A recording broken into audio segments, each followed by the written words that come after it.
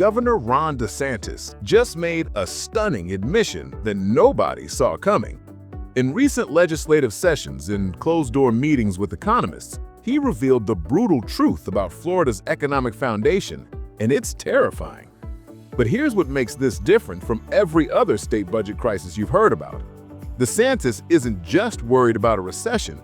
He's panicking about a complete structural collapse of the tax system he built his entire political brand around. And the leaked economic forecasts show something far worse than a temporary downturn. They reveal a ticking time bomb that could detonate the moment the next recession hits, taking down Florida's housing market, tourism industry, and entire state budget in one catastrophic chain reaction. So what did DeSantis actually reveal? Why are economists warning that his signature property tax elimination plan could be the final domino that brings down Florida's economy? And if you live in Florida or own property here, what does this mean for you right now? Let me show you the numbers that have DeSantis losing sleep at night. Florida collected $43 billion in property taxes in 2025. That's not a small number. That's $43 billion funding schools, fire departments, police, roads, emergency services, everything that makes local government function. DeSantis wants to eliminate all of it for homesteaded properties. But here's the problem nobody's talking about. Florida doesn't have a state income tax. Property taxes make up 18% of county revenue, 17% of municipal revenue, and between 50 to 60% of school district revenue, depending on the community. If you eliminate property taxes, you're not just cutting one funding source. You're removing the primary pillar holding up local government across the entire state. But wait, there's more. An analysis from Realtor.com's economic research team just dropped a bombshell. If DeSantis eliminates property taxes on homesteaded properties, home values would immediately spike 7 to 9% statewide. That's $200 to $250 billion in instant equity gains for existing homeowners. Sounds great, right? Except it makes the housing affordability crisis exponentially worse.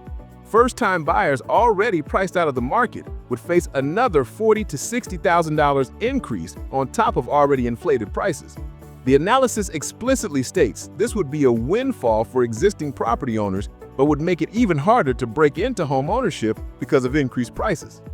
Here's where it gets truly catastrophic.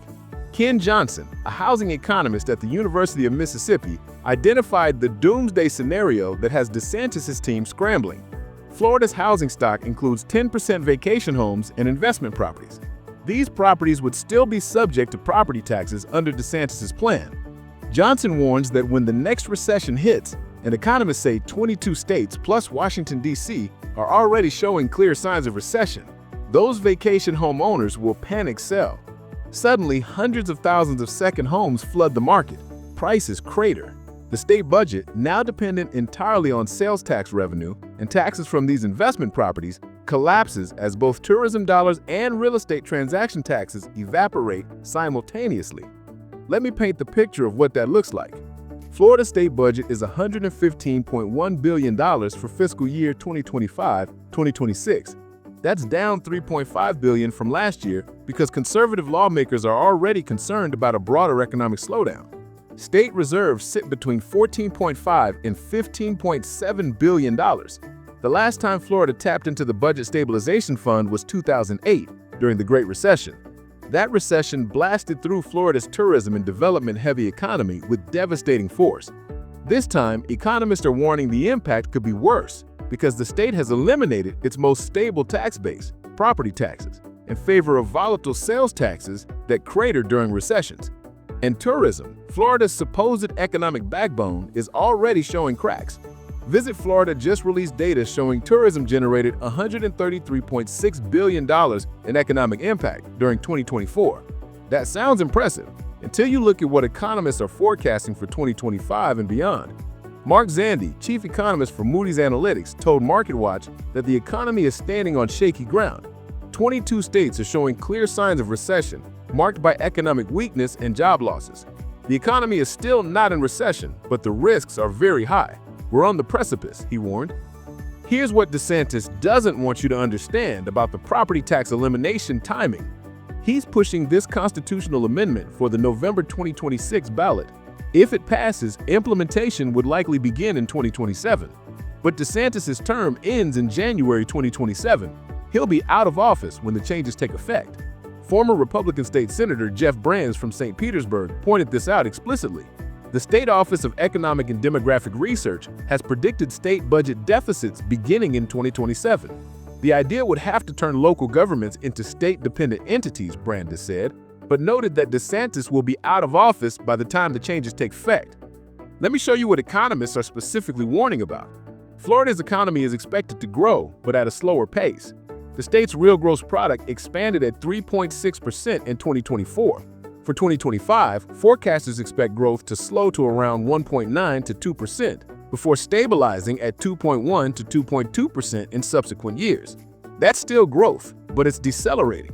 Single-family housing starts saw a strong decline of 7.7% in fiscal year 2024-2025, and economists expect fiscal year 2025-2026 to be even worse at -9%, before barely positive growth resumes. But local governments are screaming that this is fantasy economics. South Pasadena Vice Mayor Thomas Reed told the committee that with less revenue, they face daunting choices.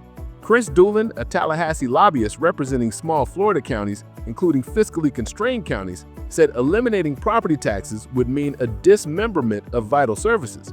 For fiscally constrained counties, those where 1 mil of property tax produces $5 million or less in revenue, the major expense is the sheriff's office and constitutional offices like election supervisor, clerk of court, and tax collector. Eliminate property taxes, and those functions collapse. DeSantis claims the state will backfill the lost revenue, calling it budget dust in Florida's $117 billion budget. But that promise is worthless without a detailed plan, which he hasn't provided, and it ignores the fundamental problem. If the state backfills local revenue, then local governments become entirely dependent on state funding. They lose local control and accountability. Property taxes are locally collected and locally controlled. Sales taxes flow through the state, which then decides how much each locality receives. That's a complete power grab disguised as tax relief. Here's what the financial distress data reveals about Florida residents right now. WalletHub, Forbes.com, and Yahoo Finance recently reported that Florida is the second most distressed state in the union in terms of residents' debt obligations. The state saw a 23% increase in the share of people with distressed bank accounts between 2024 and 2025. Florida holds the sixth highest overall share of people with accounts in distress, at 7.3%. A Florida Realtors report notes that as of mid-2025, a family of 4 in Florida needs an annual income of $217,651 to live comfortably, including savings and discretionary spending. That's significantly higher than the state's median income. So here's the brutal reality. Florida's economy is built on an unstable foundation.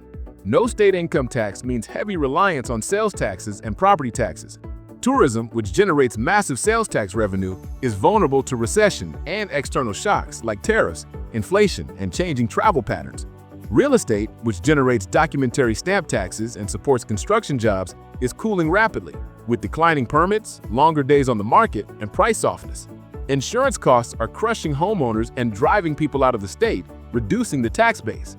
And now DeSantis wants to eliminate the most stable tax source, property taxes, and replace it with even more dependence on volatile sales taxes and tourism revenue. Ownership rate data confirms the market is already breaking. Florida's homeownership rate hit 68.7% in 2020 when interest rates plummeted. It leveled out around 67.3% in 2022 and 2023, roughly equivalent to Florida's average since the inception of the series. But it was strong at 68.4% in 2024, and the first 2 quarters of 2025 signal that this year could again drop below Florida's long-run average. When homeownership rates fall, it means fewer people can afford to buy homes, which means more renters, which means less property tax revenue from owner-occupied properties. The infrastructure and service implications are staggering. Property taxes fund schools, police, fire departments, road maintenance, water management, parks, emergency services, everything that makes communities functional. If local governments lose $14 billion in the first year, what gets cut? DeSantis hasn't said. His spokespersons haven't responded to requests for detailed implementation plans. The assumption seems to be that local governments have been wasteful and can easily absorb $14 billion in cuts. But anyone who's dealt with local government budgets knows that's fantasy. Most local governments run lean operations, where the overwhelming majority of spending goes to payroll for teachers, police, firefighters, and essential workers.